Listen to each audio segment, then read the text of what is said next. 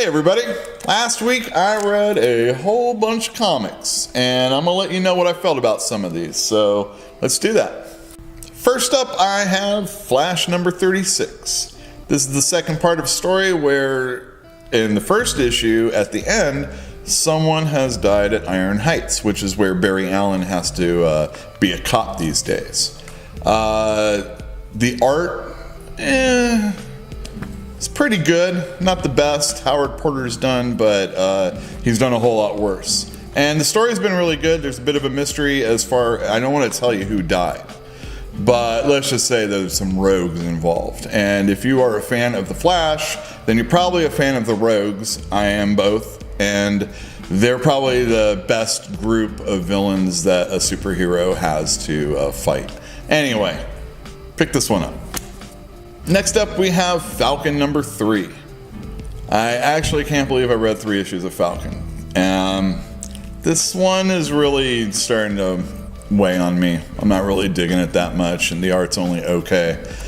Sam Wilson's a good hero and he's trying to do cool things and he has a mystical villain, but it's just not tying everything together for me. So overall, I suggest passing on Falcon, like so many in the store have. Next up we have Daredevil number 596, and this is part 2 of the Mayor Fisk storyline. I recommended it last week on the preview show, and I recommend it again on this review show. This book has been very good.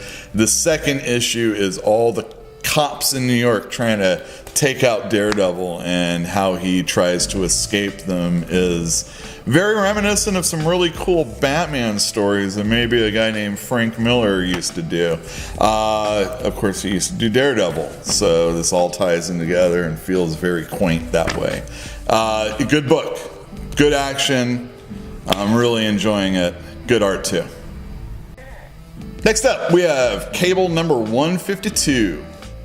I like the way this cover looks. John Malin does an excellent job on this book, especially if you are into 90s superhero comics. He has a very Rob Liefeld style, but he can draw feet.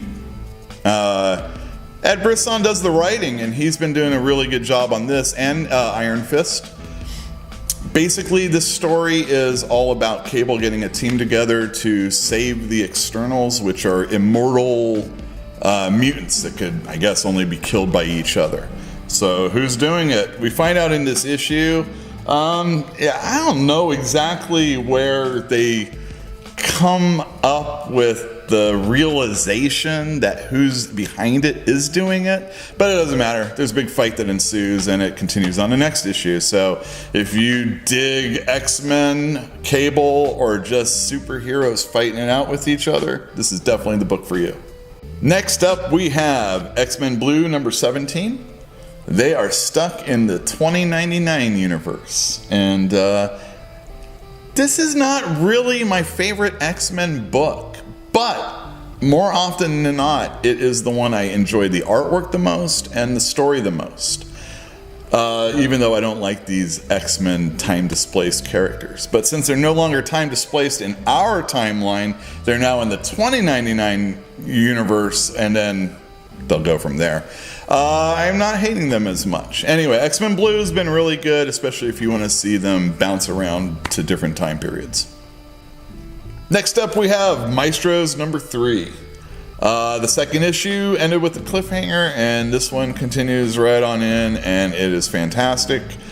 The bad guys are coming up in this one. If you enjoy your heroes not totally succeeding all the time, this is one for you. It is about a guy that's basically taking over his subjects, and he's trying to instill them with some good vibes, if you will. But there's a lot of people that aren't down with that, and the villains are, they're ruining things for him. Highly recommended. Lastly, we have Action Comics number 993. As the march to 1000 continues, we have a Dan Jurgens written and drawn comic book featuring his, or guest starring his character Booster Gold. Superman, at the end of the last storyline, wanted to go back to Krypton's past to see if his father really did live or how that happened. and is screwing stuff up, so much so that Booster Gold has to go back to figure out what's going on.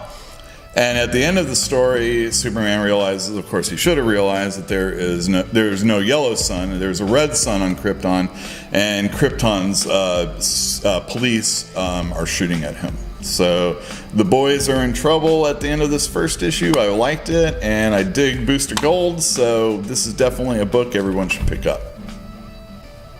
As always, I'd like to remind everybody that these are my opinions, and I would love to know what your opinions were, especially on these books I just talked about or anything that you read.